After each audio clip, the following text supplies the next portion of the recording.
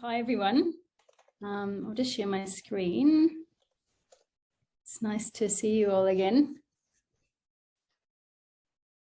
Can you see the screen? And you see the slide, not the presenter view. Yeah, perfect. Yeah, Perfect. Yeah. So yeah, we had such a great time when we came down to Beechworth in February, and so it's very nice to have the opportunity to talk to you again. So thanks for inviting us back. So like as Claire said, after the forums, there was a follow-up questionnaire where some questions were collated, and Claire sent those through to me, and they're such fantastic questions. So, which is not a surprise because when I came down to meet you all, you're obviously totally on top of everything that's happening in community energy. So what we're going to do today is we'll start with a little bit of background about what community batteries are. Let's go through to here. And then I wanted to give you an update on what's happening in the community battery space around Australia, because really there's a lot happening. So even since we met in February, there've been big developments that have occurred. So I think it'll be good to hear about what's going on. And then we'll move to your questions that you've asked. And really a lot of the questions that were asked are around, you know, how do you do a neighbourhood battery in practice? Who's going to own it? How's it going to operate? What are the benefits? All of these questions, which, you know, are really important. And so we will go through each of those after that. And so I've got Louise here helping me out, and she's going to step in and remind me when I forget to say things. And then she's going to give a little talk about environmental impacts, which was one of the questions that was asked. And then just have a little discussion around next steps. So maybe I'll give the background and then I'll stop to see if there are any questions. And then the second part, which is focus on HUME region, we can do it more workshop style. So feel free to interrupt me if you have any questions or comments that you want to make. So it's always good to start with the big picture of what we're looking at. Obviously, we're moving towards a grid that's going to be mostly powered by renewable energy, and we need a lot of energy storage to support that transition. And the energy storage is going to be of a whole lot of different types and a whole lot of different scales. So in batteries, we'll have big batteries, grid scale batteries. We'll have household batteries like you see here. And then now it's becoming more and more clear that this medium scale of battery storage, community scale batteries, will also be an important part of the transition. And then, of course, in addition to this battery storage, we'll have other types of storage, which will be mostly hydro and pumped hydro. And I wanted to show you this slide, which is from the AEMO draft integrated systems plan. This is a really complex slide, so I don't want to go into too much detail about it, but it's a really important document, the integrated systems plan, because it shows us where we're moving to in the future. So here we are here with still lots of brown coal, black coal, but a lot of solar and wind, and this is looking out to where we'll be at 2050 according to this plan. So lots and lots of solar PV, lots of wind, and then all of this here is storage, energy storage. So the reason why I wanted to show this slide was to tell you that firstly, there is a plan of where we're going into the future. And secondly, your thinking around integrating energy storage into your HUME region, they're an important part of this plan. So that fits in here with this purple colours here. So we have distributed storage and we have coordinated BR storage. So coordinated is things like virtual power plants, which is where you have either in front of the meter or behind the meter batteries that are coordinated. And distributed storage is your everyday behind the meter batteries. So this will be household batteries, it'll be electric vehicles, and it will most likely also be community scale batteries as well. So this is a talk that's focused on neighbourhood batteries, and here's an example of what a neighbourhood battery might look like. This is one that's over in Western Australia. And really, I guess we're interested in this type of storage because we see benefits in this kind of storage over and above household batteries. So we think it's a better way to soak up the excess rooftop solar that you're generating on your rooftops. You can soak up more solar for a given size of battery, but it can also provide other services. So one is here providing network support. Here is about reducing energy prices. Here's improving reliability in outage prone areas. And I think this is a really important one for regional areas like in HUME. And what we hear when we've spoken to people in regional areas is that they really see an important role for battery storage in providing backup power in case of emergencies, because obviously we have increasing risk of bushfires and floods with climate change. So, you know, we know that in regional areas especially, it's at the top of people's minds to be thinking about how can we make sure that we have that backup power in case there is a bushfire or a flood, to provide, you know, the essential services that we need. So I said I was going to give you an update on what's happening around Australia. So I showed this slide if you were in the talk in February, and since then one of the dots has changed colour. So the green is coming soon and the blue is implemented. And one has changed from green to blue, which is the YEF solar sponge. That's a battery that is in Melbourne City, and it was just opened on Sunday. Claire was there at the launch. I've got a slide to give a bit more detail about that. But there's also a trial that's happening in Sydney that's being owned and run by Ausgrid, the network operator. There are a couple more trials that are at the feasibility or soon to be implemented phase. So I'll talk about those in a bit more detail. So this is the one that was just opened on the weekend, which is in North Fitzroy. And everyone's talking about the beautiful artwork on this battery. I think they had a competition to find an artist to put this beautiful mural onto the battery. So this battery is owned by the Yarra Energy Foundation, which is a non-profit organisation, and they've partnered with a small retailer called Acacia Energy, and they're mostly using the battery for energy arbitrage and FCAS, and I'll go into what that means in a minute. So at the moment, there's no direct customer relationship between the battery and the households, although they are looking into co-investment options. And I wanted to tell you that you may have met already the project manager, Chris Wallen, who's been managing this project for the last couple of years. And he's really, really very generous and great with knowledge sharing. So I would encourage any of you on this call to follow up with Yef or with Chris if you have any questions or want to know any more about that project. So the other thing that's happening in this space is you may have heard that it was part of Federal Labor's election platform that they promised to fund 400 community batteries around Australia. So it's a $200 million program. They called it Power to the People. And where this is at is that they've made quite a few announcements around Australia. But it's not clear to us anyway where they're at exactly with implementation of these projects.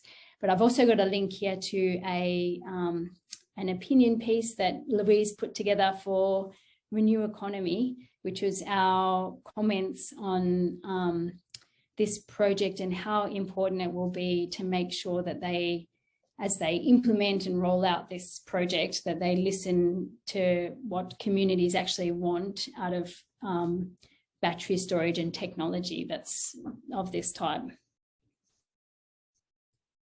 I can distribute these slides as well after the talk if anyone wants to go back and click on the links. So the other thing that's happening, and this kicked off last year, is that the Victorian government committed $10 million in funding to what they call the Neighbourhood Battery Initiative.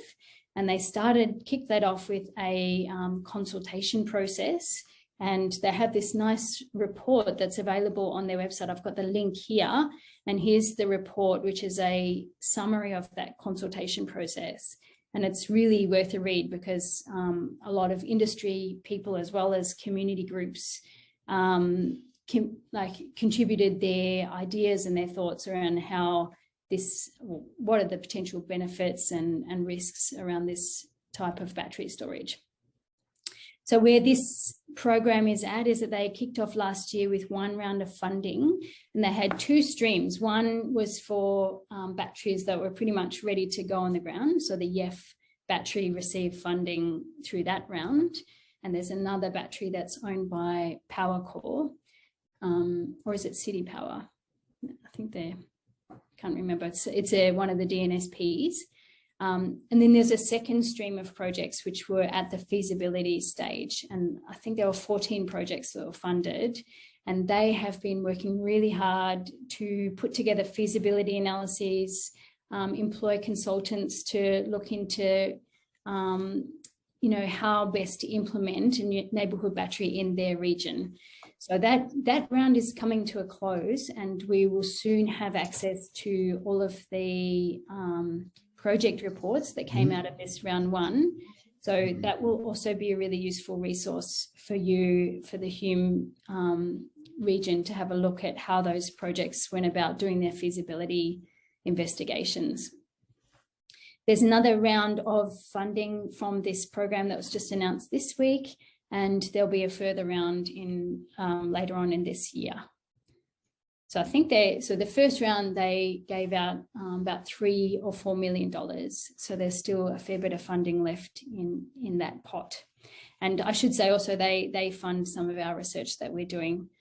So they're also interested in research to look at, how best to roll out this kind of technology. Okay, so I have come to your questions that were posed, and like I said, they were really great questions around what are the potential benefits of this technology, who's best placed to own it, what might the business model look like, optimal size, where should it go, all really tough questions that made us think quite hard. So thank you for that. And now we'll go through and see if we can try and shed a little bit of light on them. But just to be clear, a lot of the answers to these questions are not known yet. So we can provide, the latest thinking around them, but they're good questions that really need to be discussed, and it's sort of a wait and see how this rolls out with these first round of feasibility projects that are happening right now. Okay, so I've got a little interactive questionnaire for you all. So this is with Slido, and I've got the link here. I might just go out for a sec so I can put the link into the chat. So if you click on this link, it takes you to a questionnaire. Here's the chat. Okay, can everyone see that? Yep, can see that. Okay. So what I thought we could do is just start by having a little bit of a think about what you all see as the main benefits of a neighbourhood battery in your region. If you do see benefits, maybe you don't. So if you click on that link, and does it bring you to a questionnaire?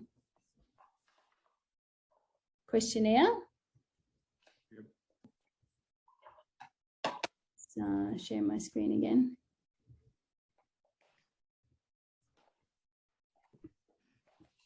Can you still see my screen now? Yep, can see your screen. Yep. Yep, that's gone to full screen now. Yeah. So this is about doing the priorities for you in your region. So if you click on the priorities that you see as most to least important.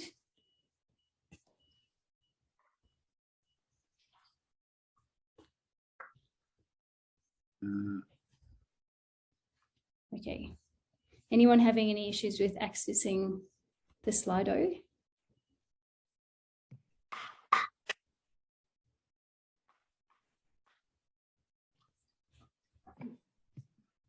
So far, backup power, savings on the bills, more equitable access to renewables, enabling more rooftop solar with no export limits. In case that term is not clear, this is around how, you know, these days, if you connect your rooftop solar, it's becoming increasingly common that the network that's responsible for your poles and wires might say to you, you can't export any of your solar into the grid, or alternatively, you can export, but you're limited, you know, everyone's limited to 5 kilowatts, but some people are called export constrained, and they have their exports being limited to some degree. So I think in my mind, that's a really pretty big benefit of having local battery storage. And now we see the priorities changing a little bit, and more equitable access to renewable energy has moved to the top priority for this group of people. And backup power number 2, or equal first, I should say. So that's really interesting. So thank you for engaging with that. Did everyone have a chance to put in their vote? I'm finding difficulty in sliding the screen down. Can you click on the priorities? Now I can see 7. Is that it? Yes, that's it. Or is that 8? Yeah. And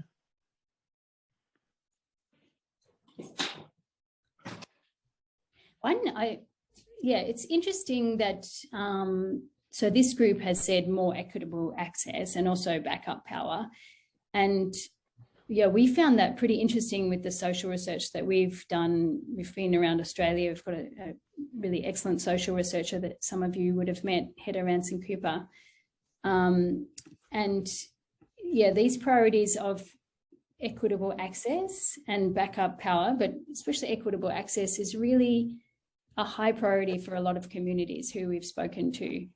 And I think it's a little bit at odds with what we hear about, you know, especially from energy industry and even from government, that people really just care about saving money on their bills. And of course, we all care about that. We don't want to pay too much money for electricity, but it's often not the top priority when we speak to people. So it's interesting to see that also reflected in this group. Okay, I will stop sharing that and go back to the slides. So now I want to take you through kind of the steps that are involved if you're investigating having a neighbourhood battery in your region. And the way this is structured is the way that we are going to be presenting it in some guidelines that will be released pretty soon anyway. A draft will be released in July. And this is a flowchart that Louise has put together that takes you through the steps that you need to, well, you know, we suggest that you follow if you're thinking of going down this path. So I thought I would take you through these steps today, and I'll stop and give a bit more detail when it's needed. But yeah, from now, let's make this more of a workshop style. So feel free to stop and ask questions or give your opinions, because this is about a focus on the HUME region and how this might work for you. So one thing we have included, which is pretty important is that when you start thinking about a neighbourhood battery in your area, the first thing is to think about, is this actually really what you need in your area? So we would encourage you to explore alternatives to neighbourhood battery storage. And I'll go into that in a minute. First, I'll go through the whole flowchart. Use that expectations of what we're actually going to deliver under this piece of work. Yes, yeah, I think that's the way we're going. I think that, yep. And then once you've decided, yes, it actually is what we need, then you need to start thinking about the capabilities, partnerships, network characteristics in your region. So this is a kind of flowchart that we're suggesting that you follow. After you've decided that it is something that you want to pursue, then you're really going to be doing a lot of work developing your business model, looking at feasibility, looking at implementation. So the business model is really where you start looking at all of the partnerships that you're going to need. And it's also really about identifying the site that might be suitable. So I'm going to go into a bit more detail about that in a minute. And then an important step after that it is implemented is having a process for assessing impacts and ongoing engagement. So this is about understanding that the impact of this type of battery storage on your communities. So just thinking about alternative technologies that should be considered, the number one thing is demand management. So I think you've had webinars about this pretty recently. So thinking about things that can soak up the solar energy instead of a battery, and things that are a lot cheaper and easier to do. So the obvious one is your hot water system, which for each house is about 10 kilowatt hours of energy. So shifting your electricity use to the time that solar is being generated will, in some cases, mean that you don't need a battery at all anymore, but it would also mean that you need a whole lot less battery.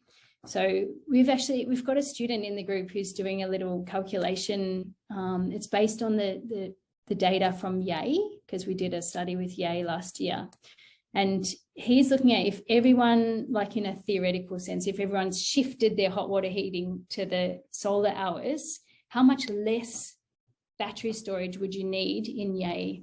And his first calculations come out to be that you'd need 90% less battery if you shifted all of your hot water.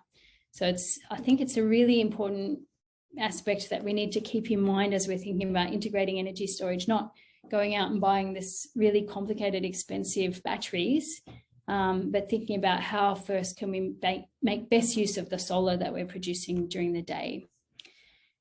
And then, of course, there'll be other energy storage, things like pumped hydro, which will become more important in your region as you're moving to 100% renewables, behind the meter batteries, they're operating network software that your local network will be using to try to make best use of your poles and wires, and then actual network upgrades, which the network will do. So one of the questions was about who should own a battery if you had a battery in your HUME region. And I've got a list here of all of the ownership options that I can think of. And some of them have been tried out so far and some of them haven't. So the network can own the battery, and that is the case for the trial that's rolling out in Sydney with Ausgrid. One thing is that the networks are not allowed to buy and sell energy. So if you have the network owning the battery, then they have to partner up with a retailer to do the buying and selling, but that's definitely a possibility. We have we've got a trial over in WA, which is owned by both the network and the retailer, because they're actually the same company over there. It's a bit more difficult here because those are not the same company on the NEM. Another option is having a community cooperative own the battery, and that's the case with a battery up on the New South Wales coast, which is owned by, which would be owned by a cooperative retailer called Enova. In practice, it's quite hard to make that model work, so they actually don't have the model rolled out yet. A third party could own it. That's the case with the Yarra Energy Foundation battery, and that's being primarily operated to make profit in the energy market. You could have a third party plus community co-investment, which is what YEF would like to have be the case. But when they've looked into community co-investment options, it turned out to be pretty difficult to set that up. So just for the purpose of actually getting their battery on the ground, they ditched that part for now and are looking into that in the future.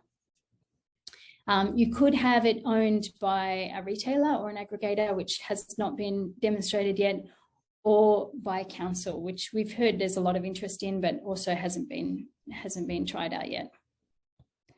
Has anyone got any questions or comments about the ownership options?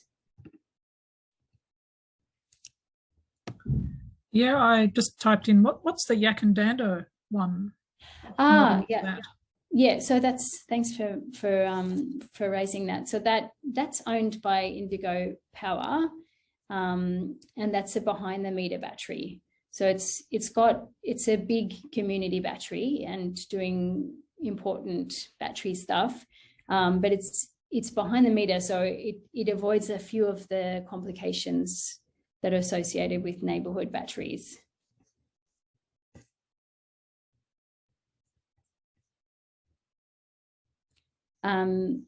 Yeah, so like I said, that battery is owned by Indigo Power. So when I thought about who could own the battery in your region, that Indigo Power is an obvious choice because they're a community-owned local retailer. And so I would encourage you to have discussions with Indigo Power about what they're thinking and what their plans are for neighbourhood batteries moving forward. Marnie, so can I ask a question? Yes. It's Laura here from DELWP. I just wanted to ask about the Yakandanda, the Indigo Power project you just mentioned. Do you know how they're making their money? Do you know what their value stack is? I think it's Ben on the call. I saw him log in before. I think he was, but I think he might have hopped off, unfortunately.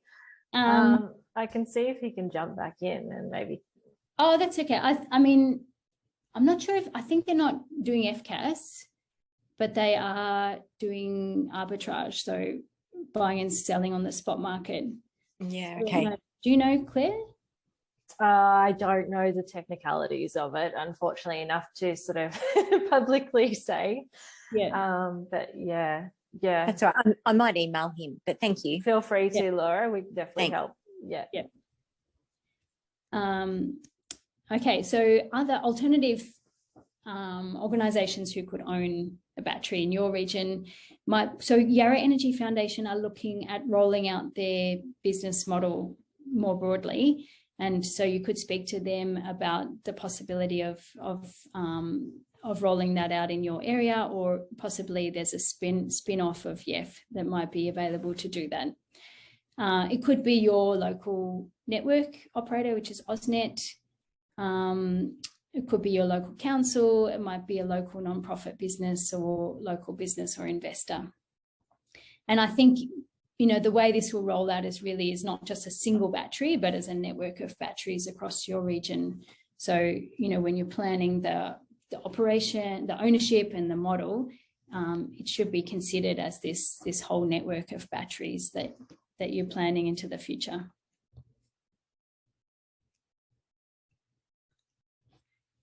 Okay, so another question that was asked by you all was, what would the model actually look like? So I wanted to tell you what has been tried so far around Australia.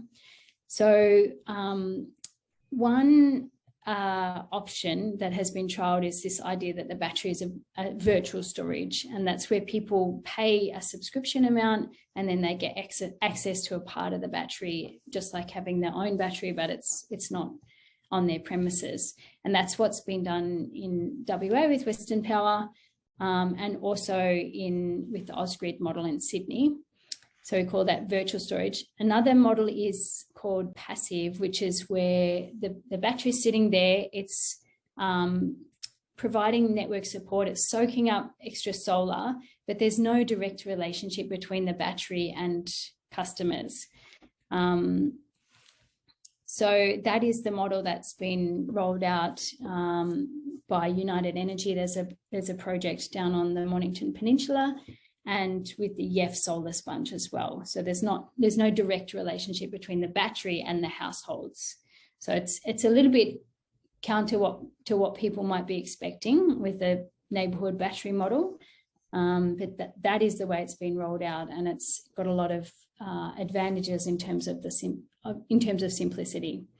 So the other option is that you actually do have some sort of retail relationship between the battery and customers, which YEF was previously looking into and called supply to all.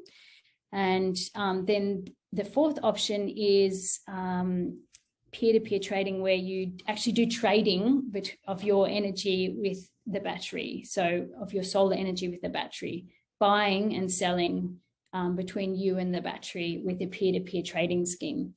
That's what Enova was looking at implementing, and I think it's turned out to be really complex. And yeah, I'm not sure if that is a really feasible model moving forward. It's definitely an interesting idea, but I think the complexity of doing that in practice, I guess when we talk about it and do social research, it seems like people aren't really interested in that kind of complex relationship with the battery. I'd be interested to hear what you all think about that. And in fact, yeah, so now I have another poll with the Slido. So if you're thinking about what kind of model you want to have for the battery in your region, what kind of relationship would you like to have with the battery? Do you want to get paid to get a discount on your bill, or is that not very important to you? Let me bring up the poll that I've got here.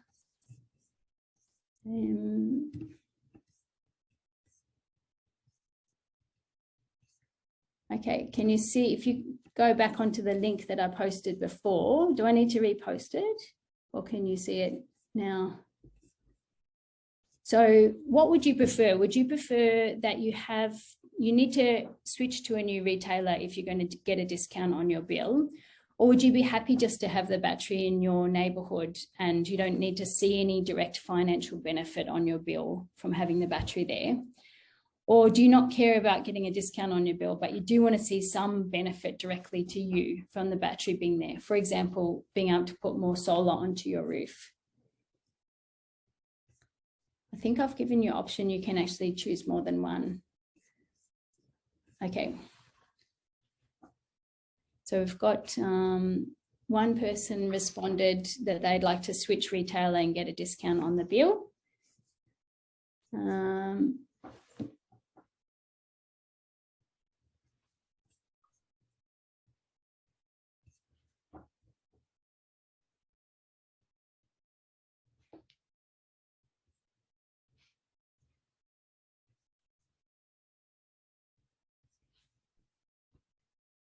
Okay, so it's pretty close. We've got 7 people responded, 8 people responded. All right, so that's interesting. So now it's like neck and neck, that some people want to get a discount on the bill and some people don't care about the discount on the bill. So though that aspect of implementing a battery has a big impact on what kind of model you would be looking at rolling out. So it's really interesting to think about. So yeah, we've talked about how customers would access the battery, but in practice, the main source of revenue for a battery is through trading on the energy markets. So it means buying energy from the market when it's cheap and selling when it's more expensive. So that's a big source of the revenue. And then a second source is providing network support. So especially providing the solar soaking support services. So batteries will be paid in practice. If you had a battery in your region, that battery would be paid to provide that network support, so long as your local network offers that as a network support payment. So yeah, that brings me to that point. So one thing that's happened in the last 6 months really is that some of the network providers have introduced a special community battery network tariff that really supports the battery to provide services that support the network. So for instance, this tariff, we're used to having a tariff, we always pay for the tariff. This tariff is pays the battery to soak up solar during the day. So it's like a negative cost for you, is that if you were owning the battery, you would be paid to be charging the battery during the day. So it's really good news in neighbourhood batteries, because it means that you can get payment for that network support that the battery would provide. And there might be further network payments that could be given, especially if the battery is providing reliability or backup services. But those payments are a bit more unclear at the moment. Okay, so I mentioned that a source of revenue for the battery is trading on the energy market.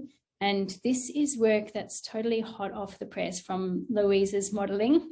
So we wanted to look at how much money a battery would be paid if it's operating under different kind of objectives, and how does that change over the years. So these kind of graphs would be important for you if you are looking at your business model for a network battery. So we don't need to look into these too closely, and interrupt me if I say anything wrong, Louise, but Louise has looked at 4 different ways that you might consider operating your battery. One is if you really wanted to operate the battery to reduce emissions. One is if you really wanted to operate the battery to do maximal soaking up of solar energy during the middle of the day. One is if you want to actually make the most money as you can out of having the battery. And one is if you want to provide a lot of support for the network in bringing down those peaks in the evening and the solar export peaks in the middle of the day. So what you can see here, and I guess the main takeaway from this, is that the way you operate the battery is going to impact how much money you get paid for that battery service. So if you're operating it with a real focus on reducing emissions, then you might expect that the battery actually loses money when it's trading on the energy market. Whereas if you shift to this solar soaking service, then you can expect that the battery will be making money from energy markets. So that's really, really good news, that that service also pays you money. And you can see that the colours show how this is changing over time. So starting at blue 2013 up to green 2021. So this money that can be made from energy markets is increasing over time, but it also changes over time. So if you're doing your feasibility analysis, and you need to take into account the fact that it's unpredictable. I mean, at the moment, we've got these most crazy energy prices happening that would really make this picture look quite different. Is there anything I've forgotten to say about that, Louise, or is it covered? Yeah, I'd say that's well covered. I think, yeah, so the main point is that it's changing over the years, and it depends on how you operate the battery. And on the right is this FCAS, which is the frequency control and ancillary support that batteries can provide and get paid for, which is a really important source of revenue if you have a neighbourhood battery in your region. And the main takeaway from this, the different colours here are across the different states. So you all are green, Victoria. This market, FCAS market, has been very profitable for batteries in the past few years, and it went up, really went up to about 2017. And the huge batteries like the Hornstar one in South Australia was making a lot of money, many millions of dollars from providing this service. And then we see that this FCAS has dropped off or flattened off, and it's expected to keep going down into the future just because it's a shallow market. So lots of batteries providing it means that it's not worth as much money. Somebody asked what would be the optimal size, and just quickly some notes about that. Bigger would be best for revenue in terms of making money from these markets, but the network won't be happy with you putting on massive batteries. So you have to have a limited size, and that's why we think about rolling this out as a network of batteries so that you can aggregate up the services that they can provide. The current cost is around about $1,000 per kilowatt hour. And then you probably would need, a certain amount per house if you're thinking of planning the size.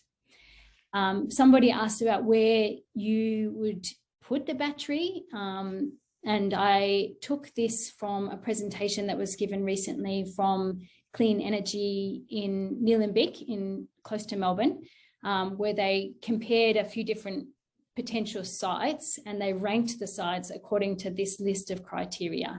So I won't go through these now, but if you're interested, you could look back at the slides at the end to see what the criteria were.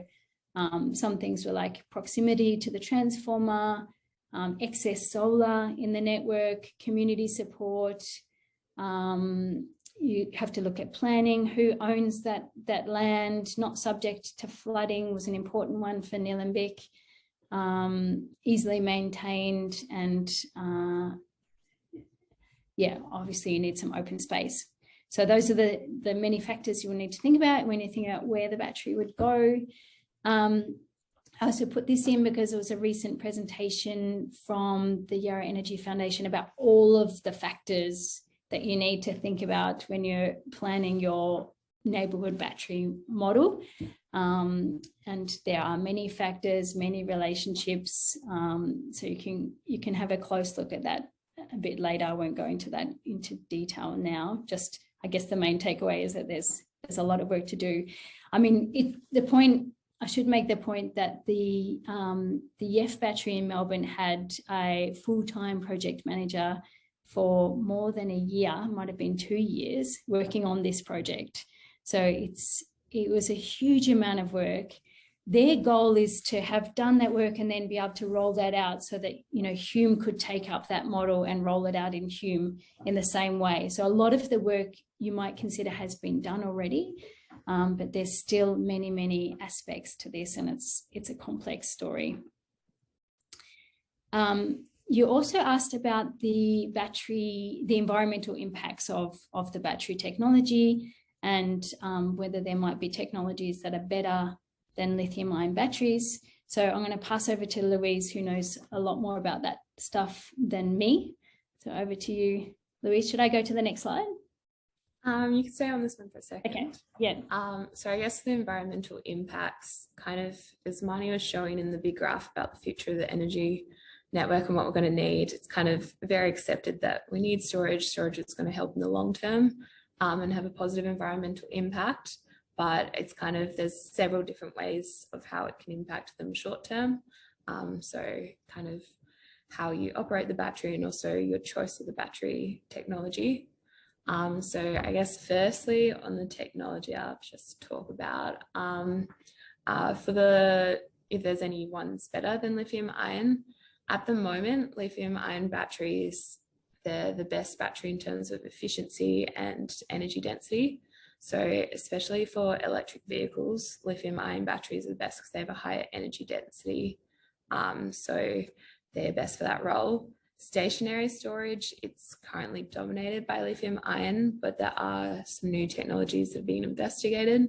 I think I've read a report by like 2025, there's expected to be close to 20% of some alternate technologies in stationary storage, which could be neighbourhood batteries.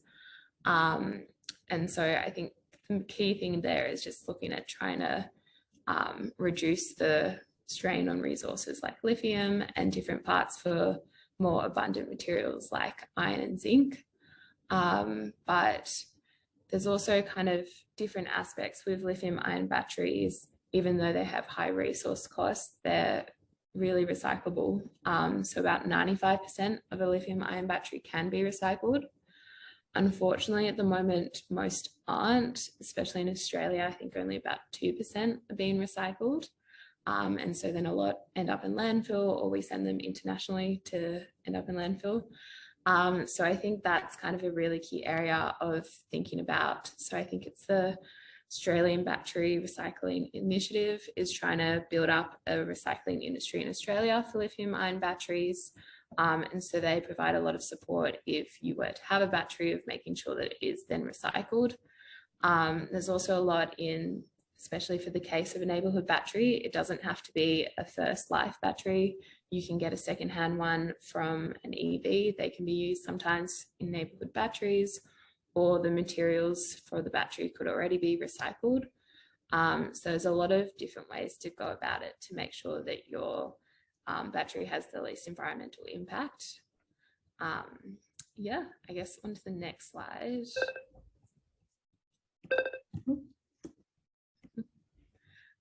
So this is a bit of a large graph, kind of similar to the vein of the revenue you can get. The emissions from the battery will depend a lot on how you operate it. So this is kind of looking at the same scenarios and the different impacts you'll have.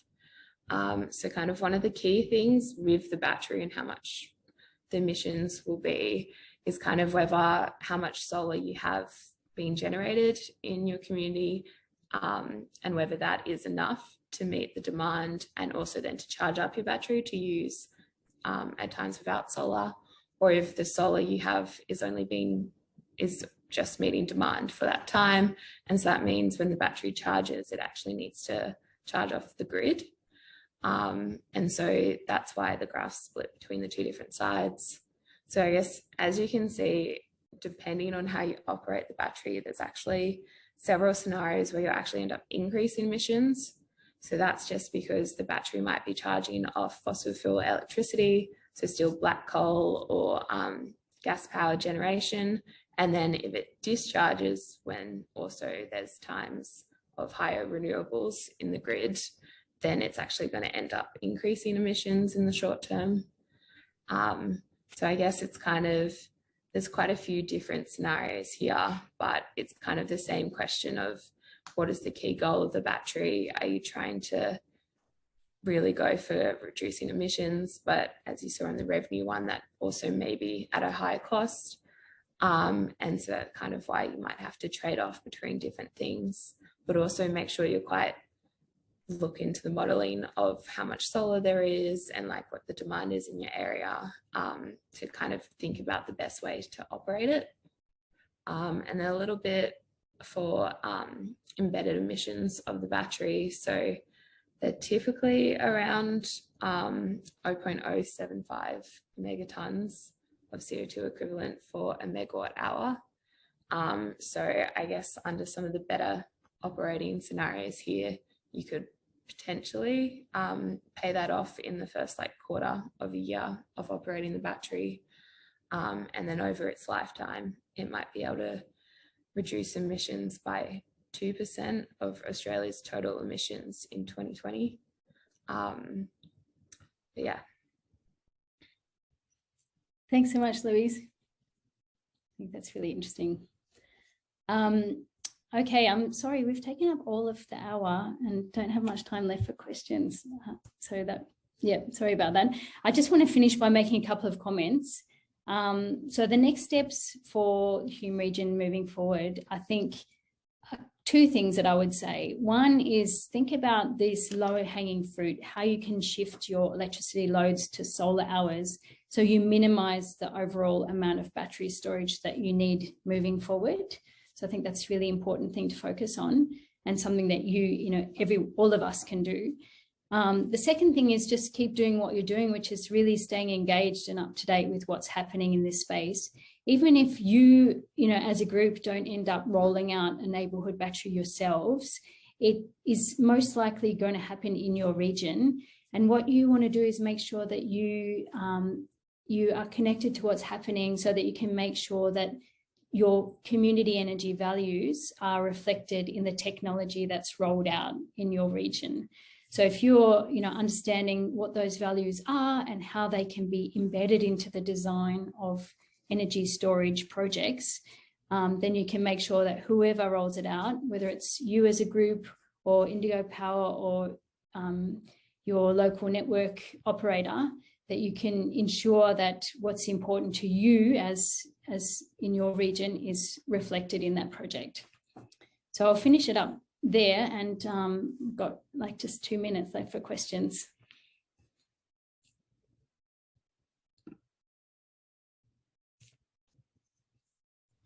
There was one question in the chat, Marnie, from Michael earlier about asking if we're still contained or controlled by the need to use existing poles wires.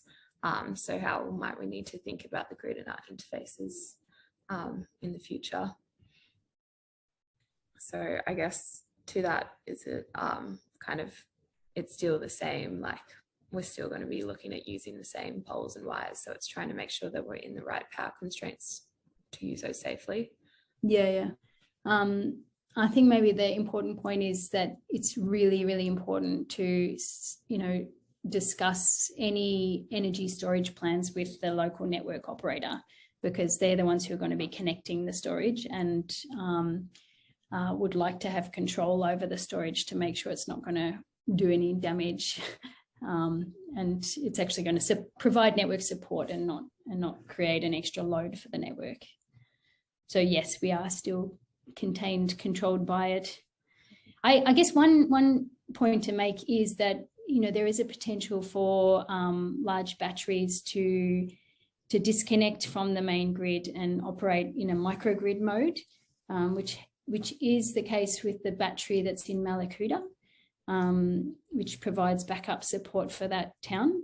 So it's a possibility. It's not sort of on the radar for a lot of the neighbourhood battery projects that are rolling out at the moment, but it is technically possible. And I assume in many areas like in HUME region, that will be the case in the future. Any other questions?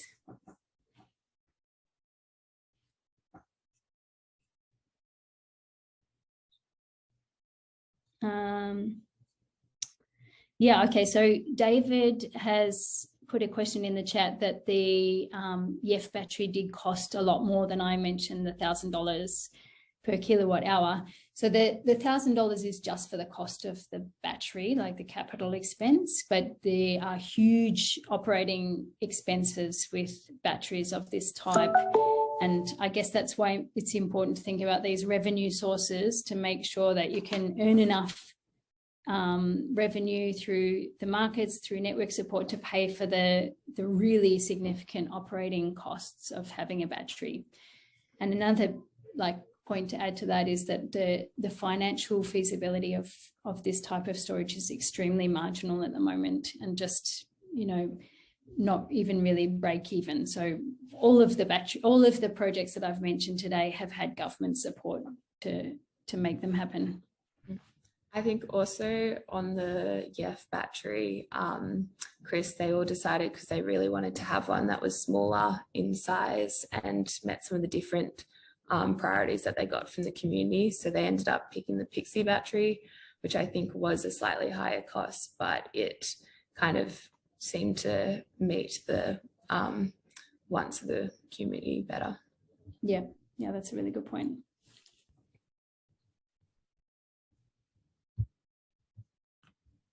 Any other questions?